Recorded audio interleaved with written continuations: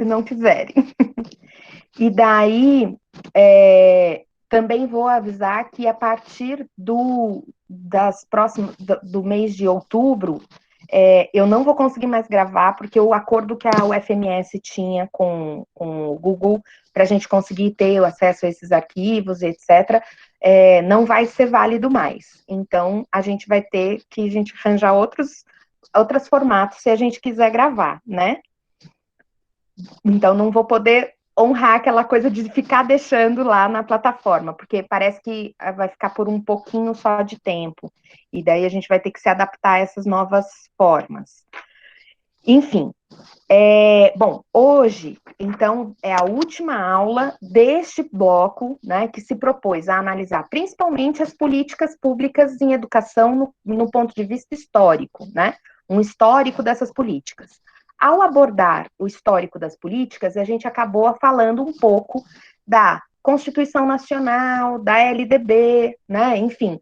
De maneira geral, a gente tem uma lei de Constituição, né, que é válida, né, que é do território nacional e é a nossa maior lei, e daí cada uma das áreas, né, educação, saúde, saneamento, vai tendo uma lei própria.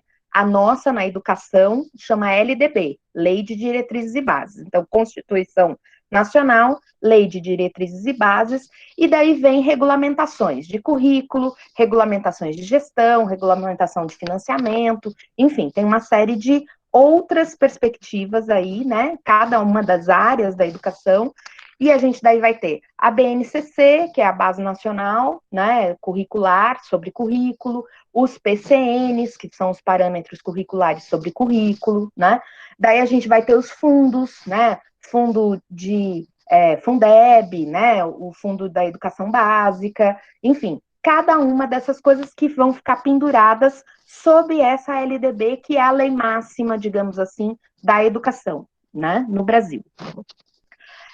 E que cada uma dessas leis, né, tiveram uma história para ser constituída, né? Então, a LDB, como a gente viu lá desde o primeiro texto, né, foi uma disputa.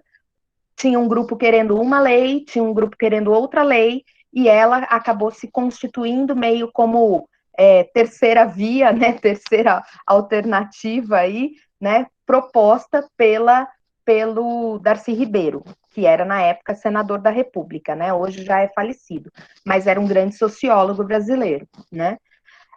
Nesse momento, o professor Darcy Ribeiro fez uma alternativa entre esses dois polos, mas que alguns consideram que ficou mais alinhada com uma proposta menos popular entre os movimentos sociais, né? Então, ela estava representando menos a questão de, enfim, das lutas sociais que estavam travadas na LDB para a constituição dessa lei básica da educação brasileira, né? Enfim, esse terceiro projeto é o que a gente tem aprovado e é hoje o que regulamenta a nossa educação no Brasil. Entretanto, a gente vê que mesmo esse projeto sendo, no meu modo de ver, conservador, né, naquele momento conservador, hoje ele se apresenta como uma possibilidade grande de atuação nas escolas, porque algumas regras e algumas leis que foram sendo organizadas, por exemplo, a BNCC, né, a Base Nacional Curricular, ela consegue ser mais fechada do que as propostas que tinham ainda lá na LDB.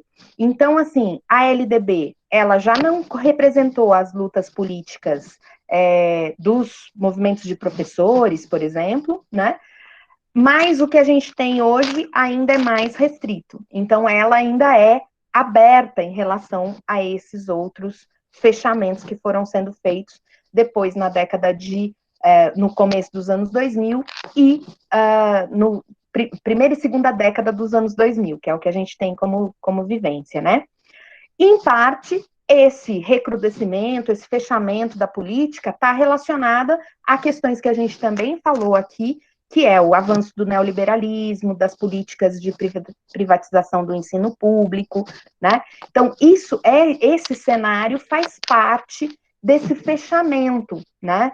da política educacional brasileira e das legislações e das regras que vão basear essa política, né?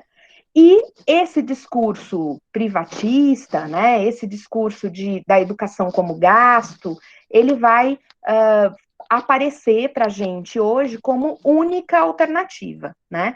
Então, esse discurso dos gastos acaba aparecendo, e o recurso, né, ou a economia nos recursos, acaba se posicionando como única alternativa.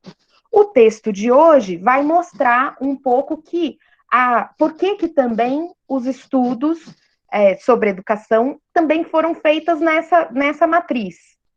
E ela vai retomar desde a constituição da universidade, né, como um projeto departamental, da reforma universitária e etc., feito dentro do governo militar, né, e nos moldes, né, deste pensamento.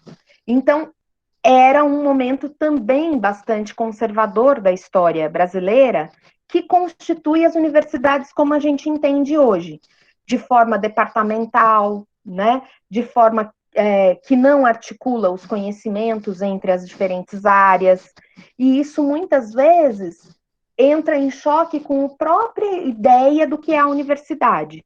A universidade, né, tem esse nome, universidade, universo, né, porque é o lugar para a gente ter contato com o universo do conhecimento e, de maneira geral, esse universo do conhecimento pensado sem tantas barreiras, né? Sem tantas segmentações.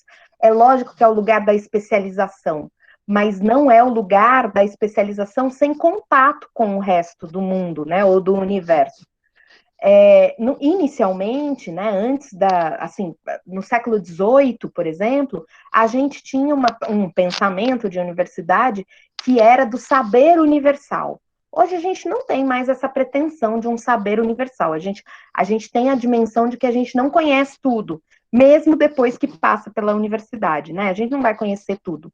Infelizmente, né? Porque o conhecimento é sempre muito maior do que a gente pode aprender. Mas a ideia da universidade era isso, ter acesso a esse saber, né, todo, completo, né? Mesmo a gente sabendo que não é possível isso hoje, a gente precisa manter diálogos entre as várias áreas. Essa departamentalização, essa espacialização da nossa universidade dificultou muito. Então, assim, são poucas as oportunidades que a gente tem dentro da universidade de conversar com pessoas de umas áreas bastante diferentes. E o quanto isso muda o nosso pensamento, né? A gente está preparado para pensar de um jeito, né? A gente consegue organizar o nosso pensamento de uma forma. Daí, quando a gente dialoga com pessoas de outras áreas, a gente começa a pensar: nossa, tem isso também que eu tenho que pensar, tem isso também que é possível.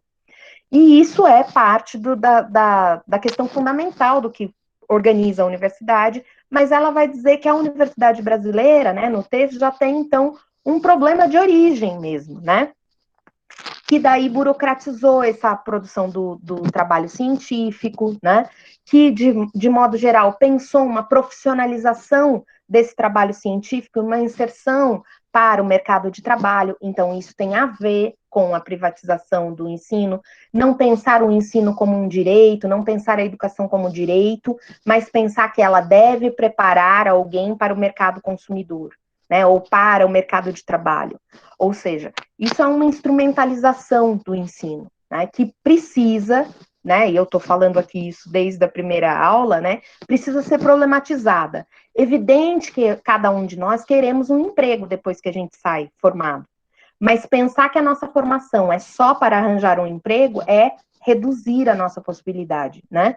A gente não tem que se formar, ou a universidade não tem que formar um profissional apenas para que ele trabalhe. Ele tem que se formar esse profissional para que ele consiga pensar criticamente e pensar amplamente sobre as questões que ele vai atuar. E, evidentemente, assim atuar melhor, né? Ou seja, a formação universitária não é curso de capacitação para um trabalho, é isso que eu quero que vocês entendam. E ela não deve ser. um curso de capacitação. E daí muitos empresários, muitas pessoas vão falar para a gente assim, para a universidade pública, pago com o dinheiro da gestão pública, vocês não formam direito os profissionais que vêm trabalhar aqui. É por isso que nós não damos emprego para os profissionais formados nas universidades. E daí a minha defesa é, né, pode até ser que a universidade esteja devendo coisas e precise melhorar, é evidente, a gente sempre precisa melhorar, mas a função da universidade não é formar para um determinado tipo de emprego, né? Se esse industrial, se esse empresário, etc., precisa de uma vaga preenchida num determinado modelo, ele que arque com a formação desse profissional para exercer aquela profissão. Não jogue para o sistema público de ensino o custo da formação do seu próprio funcionário, né? Então, por exemplo, não sei se eu já comentei, o meu irmão é um técnico piloto, né, de avião. Quando ele tem que fazer um curso específico de uma aeronave XY, quem paga esse custo é a empresa aérea, né? É a fábrica do avião, que quer que ele domine a técnica de voar aquela aeronave. Agora, não dá para cobrar da universidade que forme para todos os aviões, que forme para todas as diversidades de atuação. Isso é um custo do empresário, né? Isso é um custo da operação dele. Não dá para ele jogar nas costas, digamos assim, da formação universitária, principalmente quando ela é pública. Ela não deve servir a uma empresa nesse sentido, né? O que esse profissional que sai daqui, o que eu espero que vocês, né, tenham como missão aí, né? Ter um pensamento crítico, conseguir ter um arcabouço de referências, etc., que vocês possam usar nessas situações de emprego futuras, né? Professora, Oi, Juliana. quando fala sobre, a professora falou sobre a questão do empresário, do mercado, né, no caso, quem banca o mercado também bancar com os estudos, né, do profissional especializado no interesse do mercado, né? Bem, eu vou contar um pouquinho rapidão da minha experiência, que eu prestei um serviço no SESC, Sim. no período da minha vida, né? E eu conheci, é uma empresa fantástica, eu acho que quem teve a oportunidade de conhecer, ou quem for conhecer, né, vai entender que é linda, assim, a proposta e tal, valorização, até certo aspecto, até certo ponto, né? Bem, sobre essa, por exemplo, eles contratam por concurso, por seleção, né, certos profissionais, os profissionais.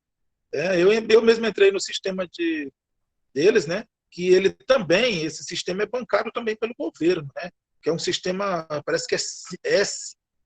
Chama Sistema S, Juliane. É um dos sistemas S, tá. Aí, eu Deixa eu só abrir conheci... um parênteses para o pessoal entender, porque foi uma pergunta de um dos fichamentos anteriores, e eu acho que eu não respondi. O Sistema S é um sistema de colaboração entre empresários e governo, bancado pela isenção de impostos, né, também, e compõe aí um sistema o SESC, por exemplo, é Serviço Social dos Comerciários, e tem também dos industriais, que é o SENAI, tem também, enfim, SESC, SENAI, SENAC, enfim, todos esses sistemas, né, são sistemas de parceria entre setores dos empresariados, seja industriais, seja comerciais ou comerciários, né, que pela isenção de imposto ou pela designação de uma parte dos impostos para esses sistemas, podem gerar tanto lugares de entretenimento e cultura, como é o caso do SESC, quanto lugares de formação. O caso do Senai, por exemplo, eles têm escolas, né, de ensino para essa questão industrial, são ensino técnico, né? Enfim, só para contextualizar. Fale, Juliane. Sim, continuando. Eu fui contratado e tal, fiz ambientação, que eles deu pelo menos uma semana de ambientação. Bem interessante. Aí,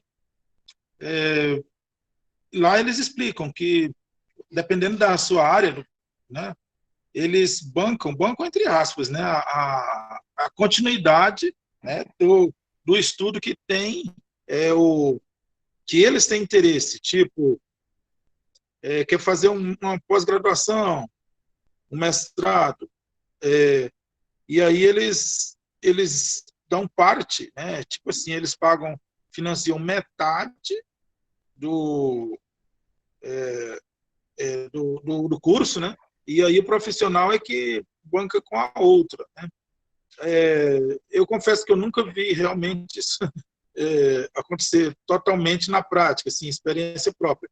O que eles fizeram comigo foi me matricular em alguns cursos que eles tinham interesse, né, de interesses pontuais, né, e foi legal, assim, nesse aspecto, me dando, me capacitando um pouco mais para desenvolver a minha área, tá certo? Mas, assim, eles têm essa proposta aí, mas eu não vi, como eu disse, eu não sei se é apenas uma proposta, mais uma proposta utópica, igual são muitas, é igual o texto falou, né, aquele texto anterior.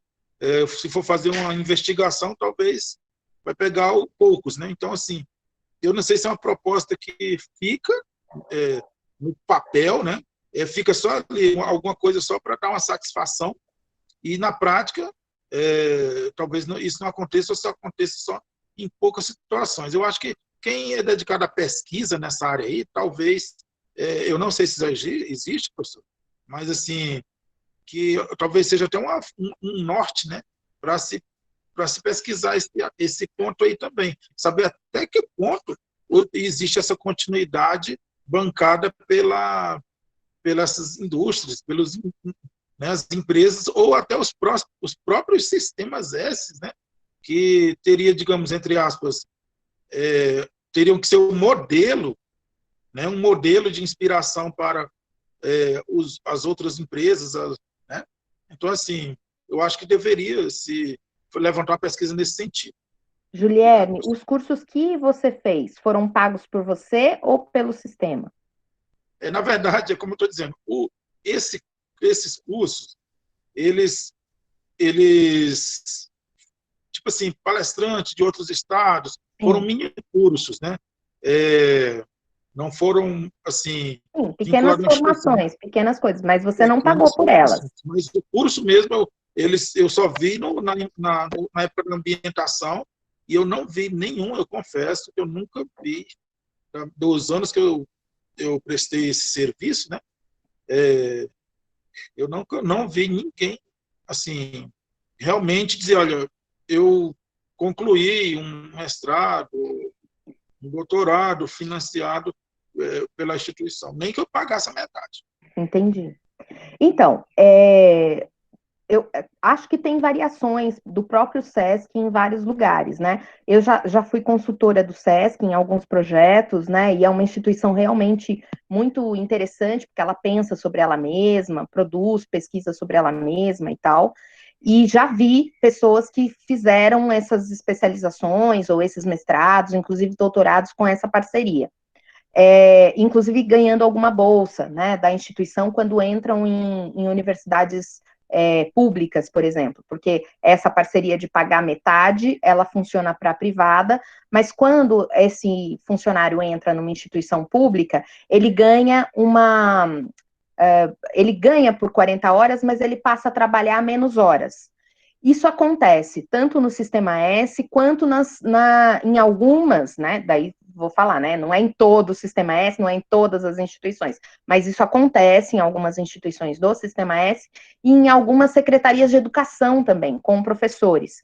Então, às vezes faz parte do plano de carreira dessas instituições promover a formação de professores.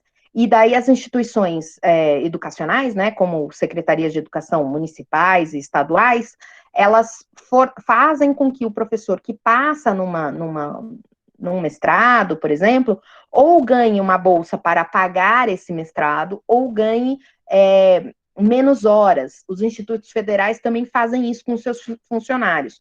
Então, daí o professor que trabalha, ou funcionário que trabalha 40 horas semanais, passa a trabalhar 30, por exemplo, ou num determinado período. Varia muito de acordo com a instituição e os regimes que existem.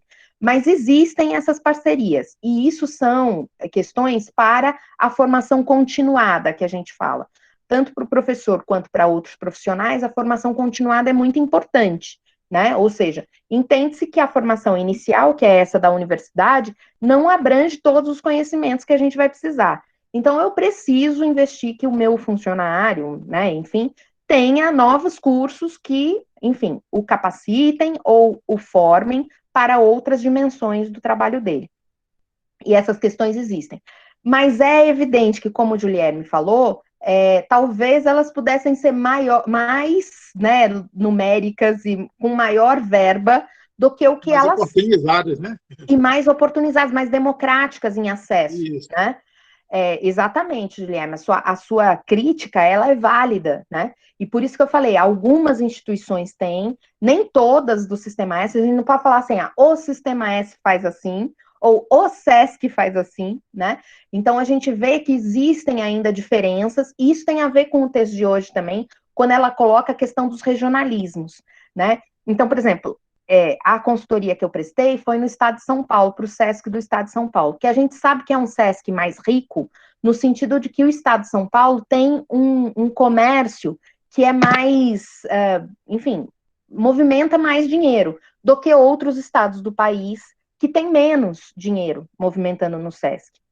Isso é uma explicação sem entrar nos detalhes de como é distribuído esse dinheiro, ou de como é oportunizadas as questões, porque a gente pode entrar nessas também. Nem sempre, se a gente olhar de perto, pode ser que nem todo esse processo seja tão liso, né? Enfim, a gente precisa olhar. Também não quero fazer denúncia sobre o que eu não conheço, né? Mas, assim, é possível que ainda haja outras contradições dentro do sistema? Sim, a gente precisa olhar. Mas só nessa desigualdade regional que o país tem, já dá diferenças, né? Já dão diferenças muito grandes entre o que uma instituição pode investir e o que outra instituição pode investir, né?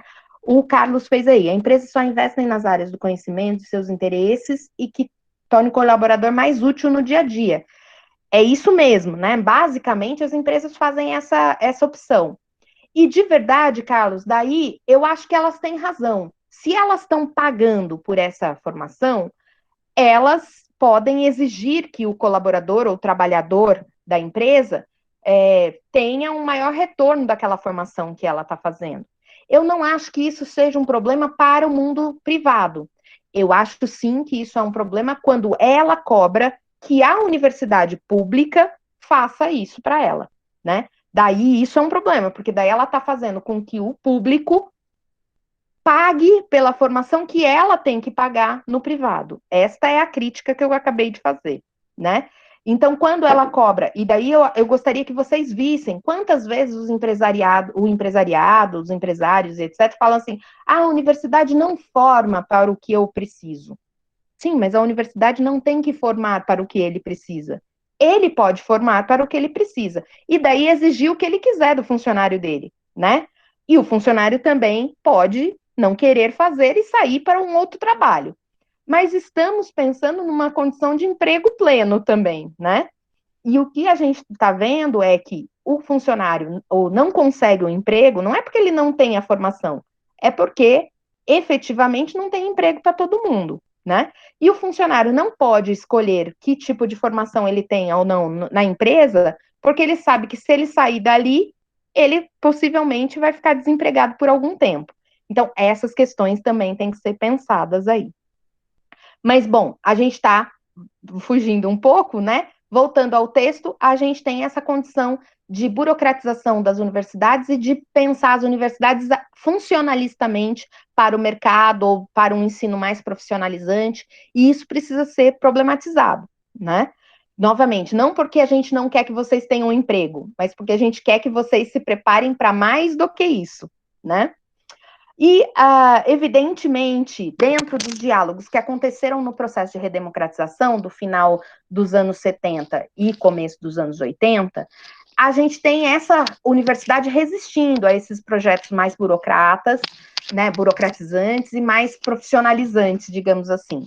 Então, a universidade que acabou surgindo é uma universidade que é um híbrido entre esse projeto mais conservador de um governo militar, departamental, burocrático, e um projeto que queria mais um diálogo com entre as disciplinas, um diálogo maior com a sociedade, pensando, né, que essa universidade é uma produção, né, pública e, portanto, que deveria ser mais democrática, menos privatista, menos, né, pensando menos a privatização. E daí alguns temas começam a surgir, como a ideia de educação e sociedade, né, como a gestão dos sistemas dos sistemas educacionais, mas também do sistema escolar, porque a gestão a gente tem que pensar, né, a administração da educação, a gente tem uma administração pública pensada pelos ministérios, pelas secretarias e etc. Essa é uma dimensão da gestão, mas tem também uma gestão escolar, cotidiana, né, que é feita pelo diretor, pelo conjunto de coordenadores pedagógicos de uma escola, ou seja, essas duas dimensões, seja macroestrutural, seja da estrutura do cotidiano, elas são pensadas na gestão escolar. E quando a gente está falando de uma privatização da gestão, a gente fala tanto dessa gestão em nível de secretarias, né, e ministério, quanto da gestão escolar também da dinâmica ali cotidiana. Então, a gente tem tanto, por exemplo, financiamentos daquelas fundações que a gente falou na aula passada, né? Fundação, enfim, várias aí. E nesse sistema, né, das secretarias, quanto entrando nas escolas. Então, por exemplo, gerindo, por exemplo, dando dinheiro para as escolas terem máquinas de xerox, né? Dando dinheiro para as escolas terem bola para trabalhar na aula de educação física. Então, tem isso e tem aquelas análises que a gente fez também na aula passada. Mas essa universidade vai pensar, né, que para além dessa ideia, a gente precisava pensar também a participação das pessoas, né, e uma democratização dessa gestão, né. Por exemplo, o professor Paulo Freire, né, enfim, que foi um grande nome nesse momento da educação, é ainda uma referência, ele vai estar pensando exatamente isso, né, essa democratização, uma gestão feita de baixo para cima e não de cima para baixo, não igual para todo mundo, não modelar, mas sim pensada a partir do diálogo, né, a partir dessa autonomia escolar. Então, essa escola pensando cada uma das escolas a partir das suas realidades, né? E daí essa autonomia escolar, assim, casada com uma autonomia do professor, né? Por isso que um dos livros dele vai se chamar Pedagogia da Autonomia, né? Ou seja, esse professor, ele precisa ter uma autonomia para agir, né, no seu cotidiano escolar do ensino. E, para além disso, as questões de financiamento, que já eram importantes, claro, não existe política pública sem pensar de onde vem a verba, e até hoje continua importante. Uma das perguntas, inclusive, que foram feitas, acho que pelo Rodrigo, no fichamento que ele apresentou, era exatamente dessa questão do Fundeb, né? Ou seja, como que o Fundeb hoje aprovado, mesmo com a vitória que a gente teve, né, no Fundeb, como que ainda isso não significa uma conquista consolidada para a educação, né? E como que isso ainda pode ser afetado nesses cofinanciamentos, né? Dessa ideia de antidireitos, enfim, que hoje a gente tem. Ou seja, a conquista do Fundeb é muito importante, que a gente fez, né, recentemente aí, né, a continuidade do Fundeb, mas como ela mesmo fala no texto, é preciso olhar essas políticas de financiamento de uma forma mais fina aí, né, porque, né, mais no final do texto, ela vai falar, lá na página 227, ela vai falar que a gente tem que pensar das políticas de financiamento, e o Fundeb é a nossa maior política de financiamento educacional no país, maior não, desculpa, é a que gere a educação de verdade, né? Porque tem uma que em dinheiro é maior do que a do Fundeb, que é o FNDE, né? O Fundo Nacional da Educação Brasileira. Essa é maior em termos de grana, maior em termos de dinheiro, mas está centralizada no MEC, né? E o Fundeb gere a educação básica nas escolas, na contratação dos professores, enfim. A gente tem que ver essas políticas no risco e nos limites, né? Riscos e limites de financiamento por aluno. Então, um risco básico que foi apontado historicamente aí pelos analistas do financiamento foi que, tudo bem, a gente tem um princípio federalista que diz que todos os alunos da nação precisam receber o mesmo dinheiro, digamos assim, né? Ou seja, um aluno do Mato Grosso do Sul não pode valer mais para a federação do que um aluno do Rio Grande do Sul, ou de São Paulo, ou do Amazonas, enfim. Um aluno na federação custa a mesma coisa, deve custar, né? Isonomia federal. Ok. Acontece que isso não é uma realidade. A gente sabe que tem alunos em alguns lugares da federação que acabam sendo mais caros, porque o Estado ou o município pode investir mais, e em alguns outros lugares esse aluno acaba sendo mais barato ou, né, privado do seu direito na sua totalidade, porque estão em lugares mais pobres, né, e tem menos dinheiro para ser investido ali. O princípio da isonomia, de que todas as pessoas são iguais, ou todos os alunos são iguais para a federação, ele não é cumprido exatamente. Por quê? Porque o Fundeb redistribui verbas pelo Estado.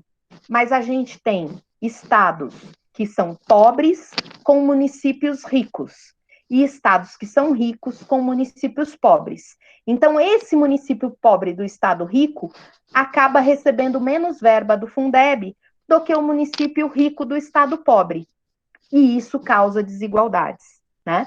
Ou seja, o Fundeb é fundamental, fundamental. Renovar essa política é importante para o país? É muito importante, mas é preciso também pensar nos limites dela. E era importante, nesse momento de rediscussão, rever essas questões, esses desvios. Mas isso não foi possível porque a discussão era renova ou não renova? E não uma discussão, renova como renova, né? E quando a gente põe renova ou não renova, renovar foi ótimo. Só que a gente permaneceu com alguns desvios, né? Que precisavam ter sido vistos. Além disso, essa intervenção da privatização, né? Nessas questões regionais e tal, que precisava ser revisto também e não foi, né? Porque a luta ficou nesse sentido, né? Retroagiu, né? Em vez da gente conquistar e assegurar direitos e ir para frente na melhoria desses direitos, quando a gente tem o risco de não ter esses direitos renovados, a própria discussão interna fica empobrecida. Então, olha que pena, né, que a gente teve nessa conquista. Outra questão do financiamento é que tem uma frase do texto de hoje que ela vai falar assim, a escola pública acaba sendo visto como a escola do pobre. E isso é um problema para as questões educacionais, né? A gente continua naturalizando que a escola pública seja a escola do pobre. Isso é um problema por quê? Não porque o pobre não mereça a escola, ele merece. Mas quando eu fico pensando que é só uma política pública para o pobre, ou para, né, com as diferenças de classe imensas que a gente tem no país, eu posso me contentar com uma escolaridade que é menos boa. Eu posso me contentar com discussões de currículo que sejam mais generalizantes. E isso é um erro, né? Isso é uma perda para a política pública. Se a gente tivesse uma escola pública que era para todos, a gente teria assegurado uma educação e um ensino melhor para todos, né? E, evidentemente, mais democrático. Quando eu penso que a escola é só para o pobre e só para o professor mal formado, ou só para, enfim, eu acabo desvalorizando o ensino público, né? E isso é um grande problema. Então, eu acho que quando a escola atende diversas camadas, né, uma diversidade de pessoas, ela seria mais democrática e, evidentemente, garantiria, né, porque quando os pais estão participando mais dessa comunidade escolar, eles reivindicam mais também, e pais que teriam mais tempo, que não são só da camada da mais trabalhadora e etc., poderiam entrar em contato com essa escola e melhorá-la, né? Infelizmente, isso não acontece tanto quanto a gente gostaria que acontecesse, e a gente vê que mesmo os professores, quando têm a oportunidade de colocar o seu filho os professores da rede pública têm a oportunidade de matricular o seu filho numa escola particular, eles matriculam. Nem sempre essa escola particular é tão melhor do que a escola pública, porque existem escolas particulares também que são muito ruins, né? Piores, inclusive, do que escolas públicas medianas, né? Enfim. E daí a gente vê que o próprio professor não veste tanto a camisa da escola pública, né? E por isso que eu defendo aqui que a escola pública brasileira não é ruim, como todo mundo fala, né? Mas é evidente que quando ela é para todos, né? Quando ela amplia e vem todo mundo para dentro da escola, é preciso pensar em questões de nivelamento, em questões de como que a gente vai pensar esses currículos. Bom, enfim, nesse sentido, tem uma outra crítica que o texto fala, né? Que é essa questão da generalização das pesquisas. E uma das coisas que eu coloquei para vocês lerem, né, é essa rapidez das políticas. Essa rapidez, essa vontade de resolver rápido, né, os problemas da política educacional, porque a educação tem um monte de problemas, faz com que a gente crie modelinhos.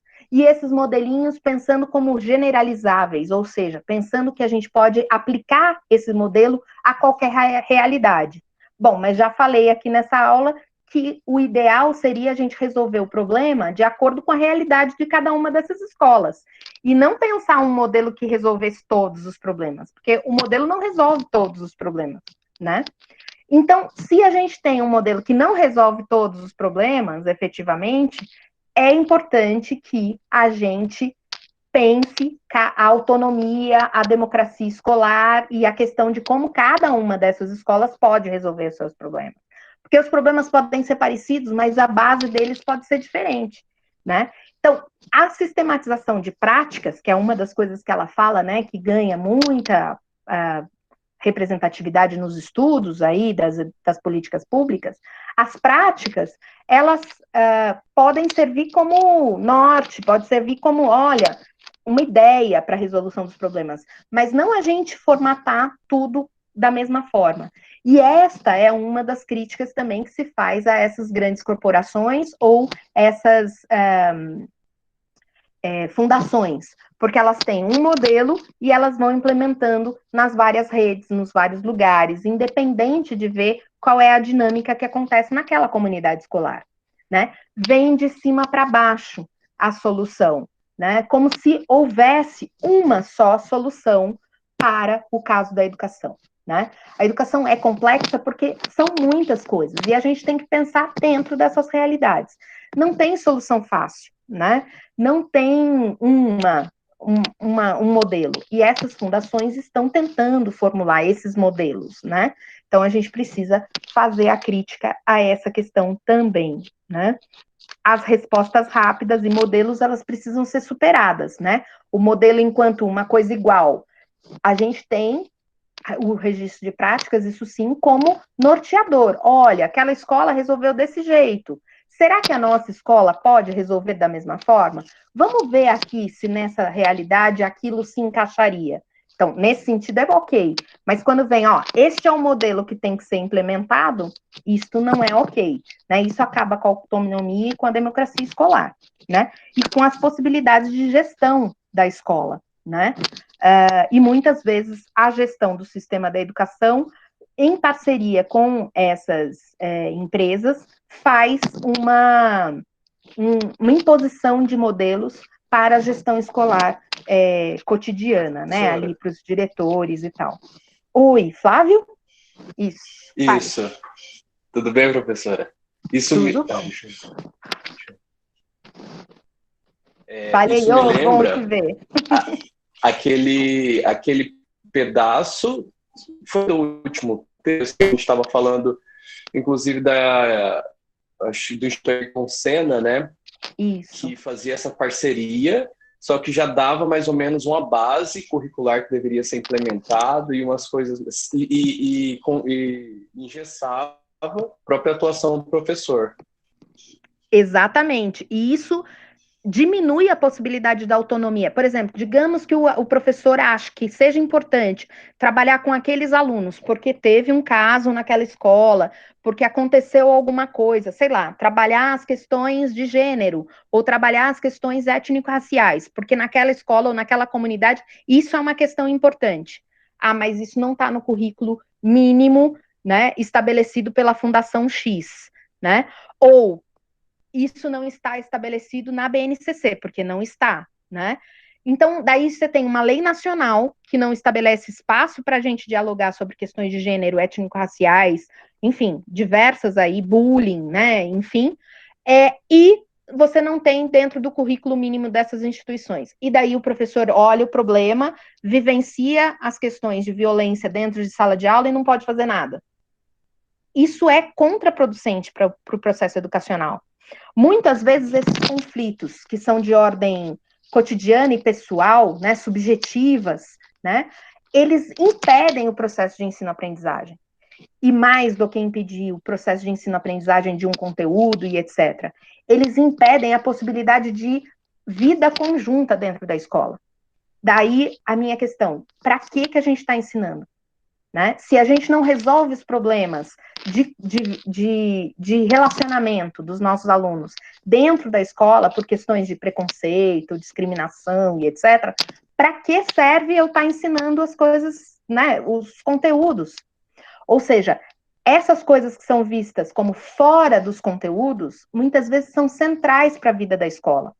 O professor deve ter autonomia e mais, deve ter a possibilidade de se colocar e resolver, né? Eu acho que ele tem a obrigação de mediar esses conflitos. E muitas vezes o que a gente vê na estipulação, né, na organização desses currículos é segregar essas questões, como se elas fossem menores, como se elas não afetassem a nossa vida. Né? Como se o aluno pudesse entrar como um robozinho dentro de sala de aula e esquecer todos os problemas que ele tem, né? De alimentação, de briga na família, de preconceitos que ele vem para a sala de aula com eles, de quem ele é, né? Ou de como ele é tratado pelos colegas, né? Essas coisas são fundamentais, né? A gente ter uma cultura de paz, né? Como algumas literaturas vão estipular, dentro da escola é fundamental. A gente poder falar e ser ouvido de forma respeitosa dentro da escola é fundamental, né? Senão a gente não tem vida comum, não é, Flávio? Então acho que é muito importante isso que você está falando, porque a gente às vezes parece que não, mas a gente está só fazendo um modelo aqui, ficou mais fácil. Pode ser que fique mais fácil aparentemente para o professor, né? Mas ao longo do tempo isso vai gerando um monte de problemas, né? E menor autonomia, menor possibilidade de atuação do professor. Eu acho que sempre que a gente tira a possibilidade de atuação do professor e de escolhas do professor, a gente está perdendo em termos de escola. E daí alguns de vocês vão falar assim, mas tem alguns professores que são mal formados. Então vamos resolver isso, vamos fazer formação para esses professores. Né? Se é esse o problema, vamos fazer formação para esses professores. Mas por que tirar a autonomia de todos, então? Vocês percebem que esse é um projeto autoritário, né? Em cima do professor? Né? A gente já, então, sabe que os nossos professores são mal formados. Nem todos, mas alguns são, né? Então, vamos fazer a solução do problema e não vir com modelos e acabar com a possibilidade de cada um de nós, né, atuarmos de forma mais livre dentro das escolas. Certo? Então, até aí? Professor. Fale, Juliane. Então, só voltando esse ponto aí dos modelos, né? Mas assim, o modelo, de repente, pode funcionar para uma quantidade pequena de alunos, né? Mas assim, você colocou uma escola, né? Eu também tive a oportunidade de conhecer uma escola aqui, eu não vou dizer o nome, porque eu acho que sai um pouco da área. Mas, assim, ela atende uma quantidade muito elevada de estudantes, né? Porque isso dentro da proposta do próprio Estado, né? De não deixar a criança fora né? Não deixar a criança Sim, fora do programa da educação. sim. E aí eu nunca imaginei isso, uma quantidade fantástica, né? Bem elevada mesmo de alunos por turno, né? E assim, que os intervalos das salas é de 10 em 10 minutos, tipo assim, e ainda não consegue, mesmo de 10 em 10 minutos, a quantidade ainda é elevada, né? Por turmas, por séries, e assim, então assim, esse modelo aí, que muitas vezes é apresentado numa para uma quantidade X, não funciona para uma quantidade Y. Modelar né? A quantidade de aluno é muito elevada. Então, assim, só voltando para esse assunto aí, essa questão de modelar aí tem que ser pensada o plano mesmo, como pode, né, assistir aqueles alunos, né? Não vir trazer um modelo e simplesmente jogar ali como se fosse um mero replicante, né, para replicar aquele modelo ali, mas não vai funcionar. A quantidade de alunos ali, isso numericamente já não vai. Você tem escolas Então, aqui desse jeito. é isso mesmo, né? E daí esses modelos não olham a realidade da escola. E se ele não olha a realidade da escola, não consegue resolver o problema daquela escola, né? E daí você tem coisas, assim, lindas no papel, mas que quando você vai implementar, não funcionam, né? Esses dias mesmo, meu marido, que é professor da rede pública, que eu falo para vocês, né? Ele estava aqui querendo morrer com uma tabela que uma dessas fundações, que é parceira da secretaria que ele trabalha, mandou para os professores preencherem. E daí tinha um campo que eles tinham que fazer uma proporção das notas dos alunos. Só que, assim, a proporção que foi formulada pela fundação não não dava para fazer dentro da realidade que eles colocaram na escola como processos de avaliação. Então, digamos, a proporção que eles tinham feito tinha 4 avaliações, só que a escola tinha feito 5 avaliações, vamos supor. E daí?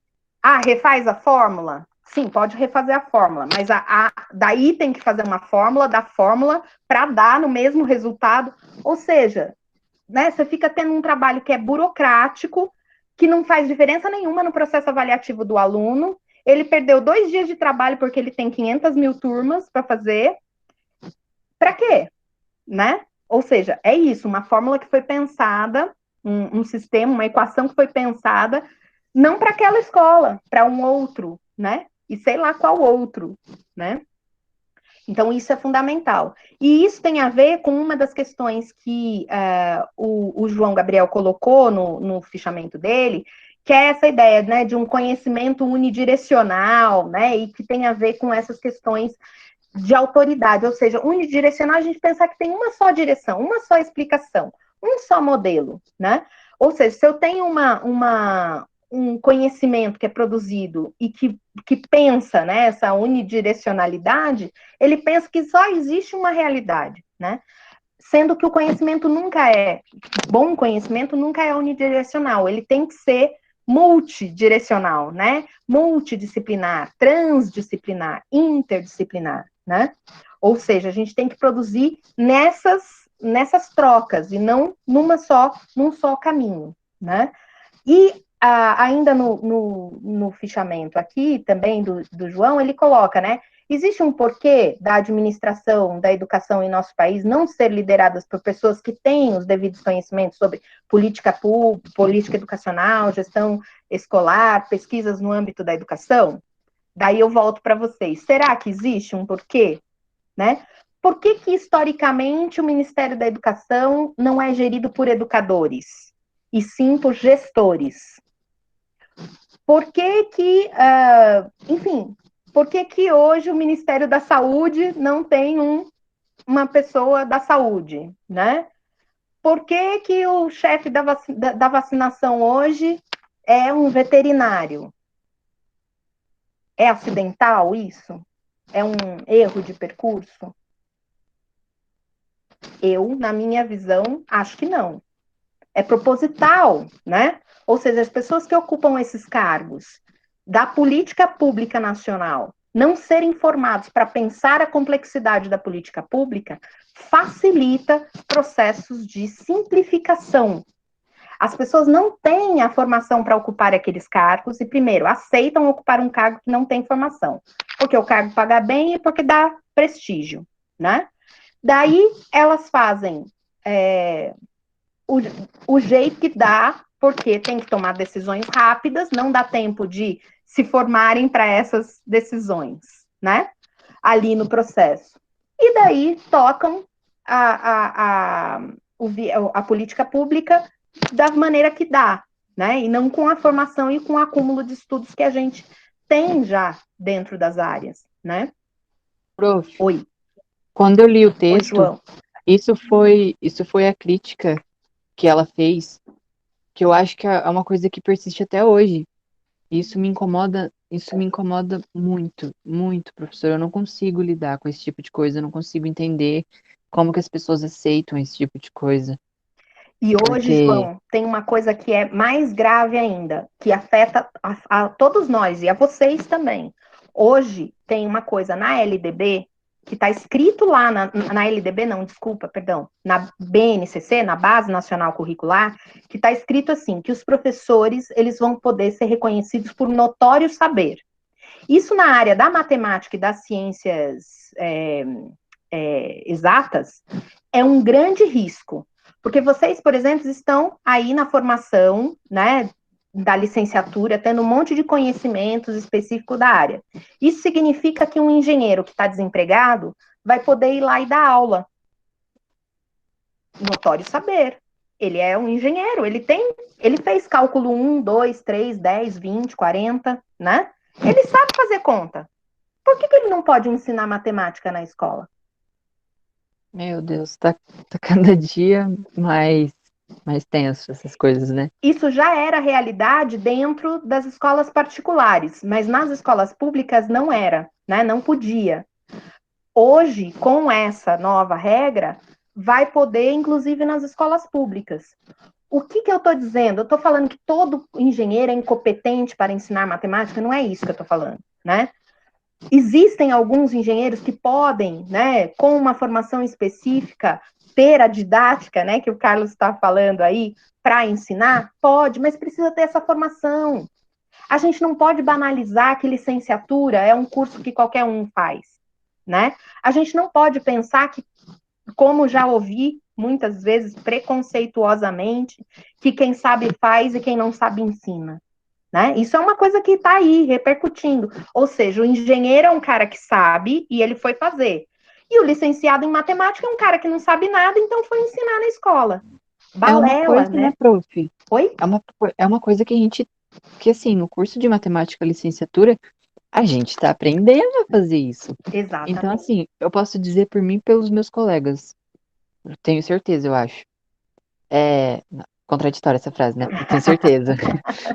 Eu tenho certeza que eu posso dizer isso, porque todos nós sabemos os conteúdos, nós sabemos o que nós estamos fazendo, só que o nosso maior desafio é ensinar isso. Tanto Sim, que de, do tempo que a gente começou até hoje, nós aprendemos a aprender os conteúdos e nós estamos aprendendo a ensinar os conteúdos. Eu faço isso, a Lara faz isso, a Maria Eduarda, que é uma aluna que não está na sala, faz isso, o Gabriel Fagundes faz isso. Então, assim, eu posso dizer que hoje a gente já faz isso, só que a gente ainda não ensina com perfeição, né? Claro. Mas nós estamos aprendendo os métodos de ensino, nós estamos aprendendo como melhorar o ensino. Eu vejo as deficiências que eu tive no ensino básico e eu vejo que o meu método de ensinar vai mudar a vida daquele aluno. Então, eu vou ensinar do jeito que é correto, eu vou tentar ensinar. Se o aluno não entender desse jeito, eu vou tentar uma particularidade. Então, assim, é muito difícil, né? Uma pessoa que não tem essa formação na licenciatura, não tem essa parte, né? Chegar lá e ensinar. como se ensinar fosse uma tarefa fácil, né, João? A gente tá aqui Sim, falando assim, ó, suando a camiseta para falar, ensinar é uma tarefa super complexa, super complexa. Eu é não até uma sei qual é o desvalorização, né? É até uma desvalorização da gente. completa do professor. E isso está dentro desse projeto de sociedade, né, que a gente já está falando aqui há muito tempo, que fala que a educação é uma coisa importante, mas na hora de fazer de fato não acha que isso é importante. Então, por exemplo, paga mal o professor. Por quê? Ah, porque qualquer um pode ser professor, né? Mentira! Não é qualquer um que pode ser professor. E mais, digo mais, nem é só quem faz licenciatura. Tem um monte de gente que vai sair com vocês licenciado e que não é competente para ser professor, porque não está disposto a ouvir o outro, porque não está disposto a fazer esse diálogo, a entender que o outro não compreendeu daquela forma e que você vai ter que inventar uma outra forma de falar aquilo para ele, né? Ou seja, ensinar é uma tarefa super complicada, super difícil. Quem fala que é fácil é porque nunca entrou numa sala de aula para fazer ou fez mal feito, né? E não precisa nem estar na sala de aula, né? Até com os nossos próprios amigos. Não Ontem é? eu e a Lara estávamos quebrando a cabeça aqui em cálculo 3, aí eu tentava ensinar ela tentava me ensinar, e assim vice-versa, sabe? Chegamos à conclusão que nenhum dos dois sabia resolver o exercício. Mas a gente dividiu o conhecimento. Aí eu tento explicar, aí agora com esse ensino remoto, a gente conversa pelo Meet, né? A gente vai fazendo gráficos no Meet, entra no GeoGebra, entra apresenta a tela e explica, e se não consegue, apresenta o caderno assim, e se não consegue, tenta falar. E todo esse processo, João, é um processo de produção do conhecimento. A gente também tem que achar, e vocês, como professores de matemática, né, vão ter que pensar lá na base do professor e etc., que para além de chegar no resultado certo, o aluno, quando está no processo da construção do pensamento lógico, tem um monte de acertos e um monte de erros, né? Então, por exemplo, uma coisa básica que eu vejo com meu filho. Meu filho tem lá uma equação imensa para resolver, e daí no último passo da equação ele passa um negócio de um lado para o outro, esquece de inverter o sinal, digamos, né? Uma coisa básica, você inverter o sinal da coisa, porque mudou o lugar do igual, né? Ou seja, ok, mas ele pensou tudo, todo o sistema lógico dele estava adequado, né? Ou seja, ele desenvolveu o conhecimento, ele sabe alguma coisa, mas o resultado deu diferente do que era para dar. Então, ele tem acertos e ele tem erros ali naquele processo. Ele precisa ser corrigido nos erros, evidente, porque ele não pode continuar passando do coisa sem esquecendo que muda o sinal. Mas não dá para jogar tudo fora. Não dá simplesmente para falar tá errado, porque não Sim, é porque tudo que está ele errado, né? aprende, ele pode, e inclusive ele aprende com o erro dele, né? Exato. Se a gente olha e fala para o aluno, olha, aqui nessa parte aqui você cometeu um equívoco, o aluno vai falar, então quando eu passei para cá eu não mudei o sinal. E quando ele for resolver outra equação, ele vai lembrar, daquela vez eu não passei o sinal, então vou ter que prestar mais atenção. Às vezes ele pode Preciso até botar errar de isso na novo. minha cachola, né? Sim, ou tem que entender, né, que muda o sinal e tudo mais. E qual é a lógica de mudar o sinal, né? Porque Sim. o que significa estar de um lado ou do outro do igual, né? Assim, Uma coisa que a gente anda praticando muito na licenciatura é passar para lá, passar para cá. Aí a professora nos disse uma vez, não é isso. Aí a gente fica agora, a gente vai fazer resolver uma equação e fica, adiciona um aos dois lados, subtrai um aos dois lados. porque daí você entende a lógica, né, João? Sim, Porque quando eu falo passa para cá, passa para lá, você simplifica um processo que é complexo de pensamento e você facilita o erro, né? Porque passou daqui para lá, passou igual, não é. é igual. Eu só fui descobrir o que era passar para lá para cá na faculdade mesmo. Que aí a Então, professora me explicou, eu falei, meu Deus, eu não acredito que eu não era sabia o que isso, era isso. tão simples, né? Fez sentido agora, né? Sim, Então, acho que é isso, sabe, João? A gente tem que pensar nessas coisas. E essas coisas não são simples, porque é pensar como o outro pensa, pensar como o outro pode compreender, Isso não é nada simples. E isso é um exercício bastante diferente de, por exemplo, um engenheiro, que é o caso que eu estou dando aqui, e eu não estou querendo hierarquizar, não. O engenheiro é mais ou o professor é mais, não tem isso. Mas somos formados para coisas diferentes. O engenheiro é formado para pensar uma solução daquele problema, e não para pensar como solucionar com alguém, como ensinar outro alguém a pensar a solução, né? São mecanismos de pensamento diferente, portanto, a gente não pode botar tudo no mesmo balaio, né? São formações diferentes. Então, eu não quero que um matemático licenciado construa a ponte, mas também não quero que o engenheiro dê aula para o meu filho, por exemplo, né? Por quê? Porque eu entendo que construir ponte é um exercício e ensinar uma criança a pensar matematicamente é outro, né? São coisas diferentes, cada um é habilitado para um fazer, né? Coisas diferentes. Então, quando a gente tem essa banalização da educação, e isso passa por um processo, por exemplo, todos nós na sociedade, né, do mundo aí, tivemos um processo de passar por escolas. E muitas vezes a gente banaliza esse passar por escolas, né, por anos como aluno, como possibilidade de conhecer a vida de professor, né? Então a gente, porque teve sempre contato com um professor, a gente acha que a gente pode ser professor, né? A gente acha que a gente conhece a educação, porque a gente esteve sentado no banco da escola por muito tempo. Então todo mundo se arvora, né? Se pensa, né? Como conhecedor da área da educação, porque passou 15 anos sentado no banco da escola. Desculpa, isso não te habilita para saber sobre educação. Isso te habilita para saber do processo de aprendizado.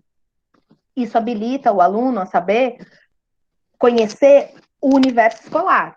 Tudo bem, mas a educação é uma coisa muito mais complexa que isso, né? A gente não aprende sendo aluno sobre educação. A gente aprende estudando sobre educação, né? Que é o que vocês estão fazendo agora. Então, a gente também precisa subir nas tamancas, né? E falar dessa diferença, né? Desse lugar de conhecimento, porque muitas vezes a gente também naturaliza. E essa questão do notório saber, para mim, é uma dessas questões que o João Gabriel colocou aí, né? Desses limites, né? E dessa coisa de outras áreas irem tomando conta da área da educação como se fosse tudo ok, né? Sem problema nenhum, né? Enfim, isso há problemas nisso, né? E também, né, dentro de uma mentalidade que a gente tem, dentro da educação, dentro do saber, na verdade, a gente tende a valorizar mais o saber quantitativo do que o qualitativo. E daí, essas fórmulas, esses modelos, são tão queridos porque eles geram dados quantitativos, né? Eles geram estatísticas, eles geram dados tão perfeitos. E os estudos qualitativos muitas vezes não geram isso, e a gente tem uma dificuldade de ler esses estudos qualitativos, né? Só que quero dizer que, infelizmente, a gente não resolve tudo com números, né? Vai ter um monte de coisa que vocês vão aprender dentro de sala de aula que não tem nada a ver com a matemática e com o exercício da racionalidade, da lógica, mas que afetam as relações de ensino-aprendizagem profundamente, né?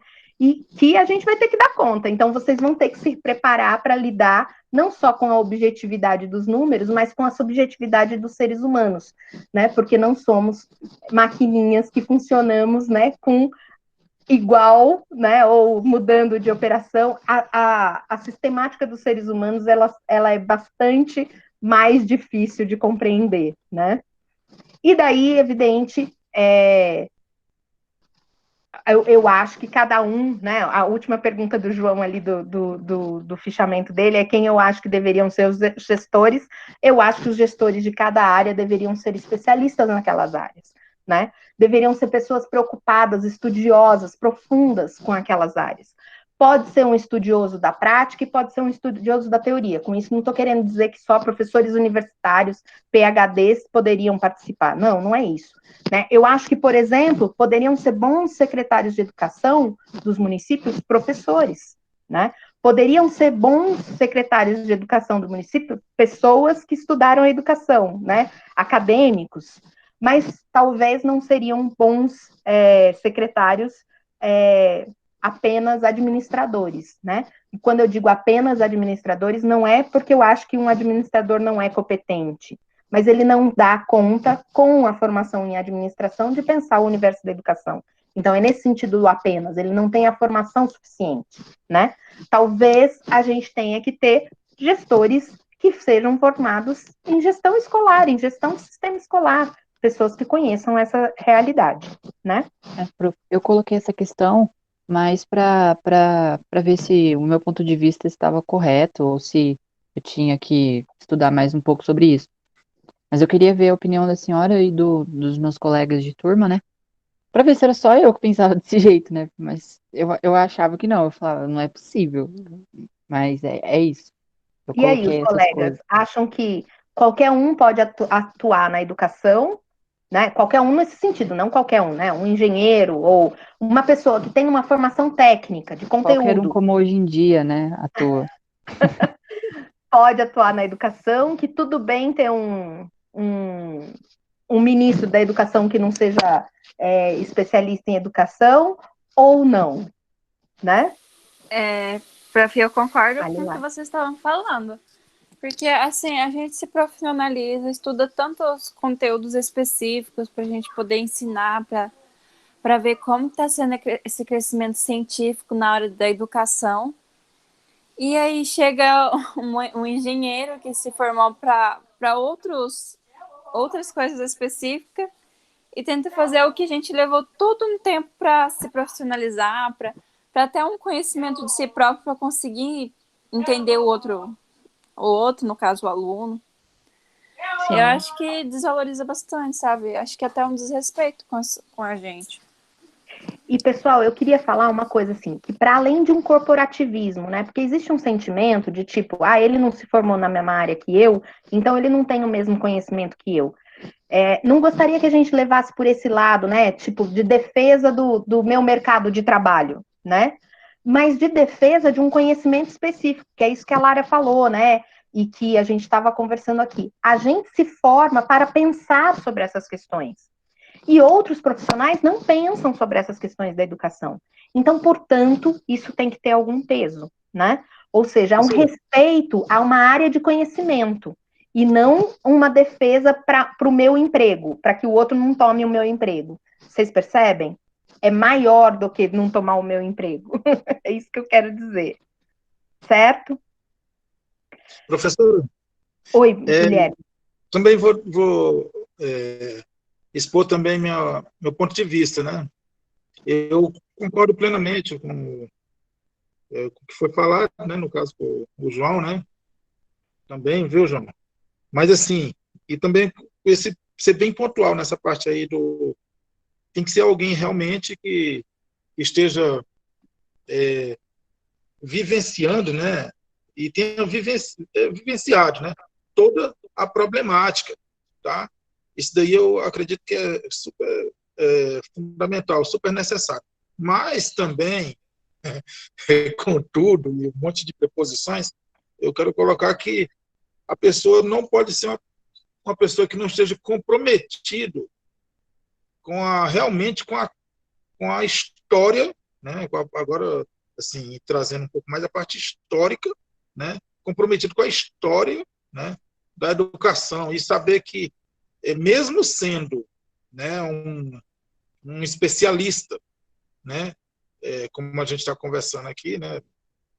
Mesmo sendo alguém que tem tido toda essa experiência, esse alguém tem que ser comprometido, antes de tudo, com a educação, com a política da educação, e não com apenas algo temporal, algo circunstancial, né? E perder esse foco. Eu acho que tem que ser uma pessoa comprometida, antes de tudo, com a educação, que seja, sim, especializado, né? Mas seja comprometido com a educação, e não apenas com política A, B ou C, porque só em ser uma política A, B ou C já não é a política, as políticas educacionais. Então, aí já perdeu o foco. Então, aí, só deixar esse meu ponto de vista aí. Concordo, ótimo, com a parte especializada, com capacidade, mas que seja comprometido com a educação, né? Com a educação, e não com essas políticas circunstanciais aí. Legal, Guilherme. Pessoal, ó, nas últimas aulas a gente acabou extrapolando, e isso é uma coisa que eu não gosto de fazer, né? De extrapolar o tempo. O nosso tempo está chegando aqui no fim, e eu tenho um recado importante para a gente lembrar só da questão. Então, vou dar o recado agora, fechar a aula, e daí quem quiser ficar dialogando, na boa, eu fico. Mas só para não prender mais gente do tempo que a gente, enfim, já estabeleceu, né? Então, tem uma atividade aí que, na aula que vem, a gente não vai ter um encontro, assim, remoto, né? Vocês vão ter que fazer a sistematização do bloco aí, dessas leituras que vocês fizeram até agora, que basicamente pensam sobre histórico das políticas educacionais, a questão da privatização, né, e do terceiro setor, do neoliberalismo e etc., e essas questões de gestão, enfim, que estão aí colocadas. Esse bloco, né, essas questões aí, vocês vão refletir citando pelo menos um ou dois ou três textos que a gente usou. Um não, mais de um, por favor. São 4 textos e um vídeo do professor Demerval Saviani, que estão lá na plataforma. Vocês podem usar o que vocês quiserem, né? Como vocês organizarem aí. Vocês podem selecionar uma forma de pensar, várias, enfim, recorte, cruzar os textos, vocês inventem. Mas é o que vocês conseguiram compreender a partir dessas discussões até agora, ok? Vocês entregam pela plataforma. Podem fazer em dupla ou individualmente, como vocês preferirem. E vocês postem lá na plataforma para mim. Então, aula que vem, sábado que vem, a gente não se encontra aqui. Vocês vão postar as tarefas usando o tempo, né, para fazer as tarefas. E daí eu vou ler e dar uma nota. São 3 textos de balanço. E esses 3 textos compõem 40% da nota de vocês, ok? Só para ficar claro isso. Alguém teve alguma dúvida? Eu estou vendo que o Rodrigo precisa sair, ok, Rodrigo. Fale, João. Tem algum, esqueci o nome, algum modelo de texto? Dissertativo, argumentativo? Então, ele será parte descritivo, né, das coisas. Então, eu espero que vocês façam uma descrição do que a gente estudou, cite alguns dos autores e depois faça uma análise disso. Eu espero isso de vocês. Eu dei lá já no AVA, nossa, tô ruim, né? Engasguei aqui. Vocês têm já tem até alguns critérios de avaliação e algumas questões, assim, de qual o tamanho que precisa ser esse texto, enfim, tem lá as instruções. Mas eu não fiz um modelo. Eu falei, por exemplo, vou pegar aqui. Um texto de, no máximo, 4 páginas. Então, pode ter 2? Pode. Pode ter 3? Pode. Pode ter 5? Pode. Pode ter 10? Não, não pode, né?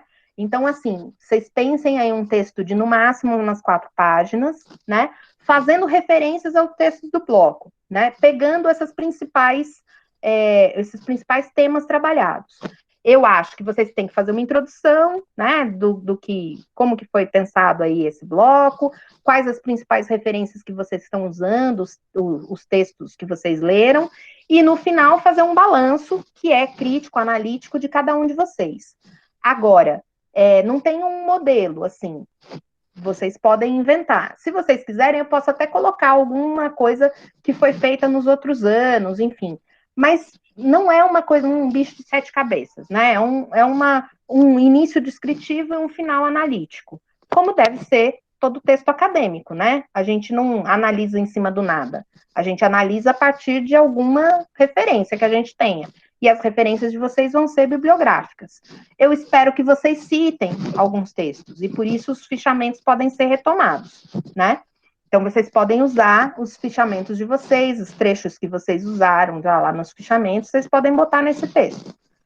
Cita a página, bonitinho, quando estão usando literalmente. Quando estão já parafraseando, só citem o texto que vocês usaram, né?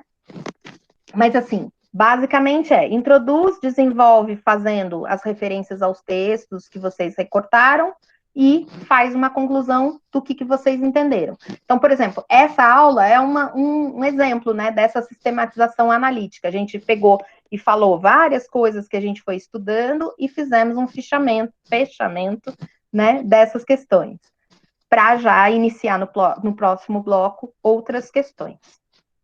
Respondi sem responder, João? Deu para entender mais ou menos? Deu, prof, entendi bem. Muito obrigada. Então tá bom. Quem mais? Tem alguma dúvida, pessoal? Não? Tudo tranquilo? Beleza. Então, novamente, não nos encontramos sábado que vem, sábado que vem, e só no outro. Eu já deixei até os links também, porque eu vi que eu não tinha mandado com muita antecedência o link dessa aula, já coloquei das outras, né? Espero que fique mais fácil para a gente se comunicar, ok? Estou à disposição para a gente continuar conversando, mas quem precisar sair, que eu sei que o combinado foi esse horário, e eu sei que às vezes a gente assume compromissos, já que foi combinado, então vocês fiquem tranquilos se precisarem sair. E quem quiser continuar conversando, estou aqui à disposição. Um beijo, queridos. Obrigado, professora. Bom final de semana. Bom final de semana, Guilherme. Fiquem bem. Obrigada pela aula, prof. Bom final de Imagina, semana, João. boa semana. Obrigada por estar aqui. Foi ótimo. Tchau, prof. Bom final de semana também. Tchau, Lara. Bom final de semana. Tchau, Glauber. Final de semana para você também.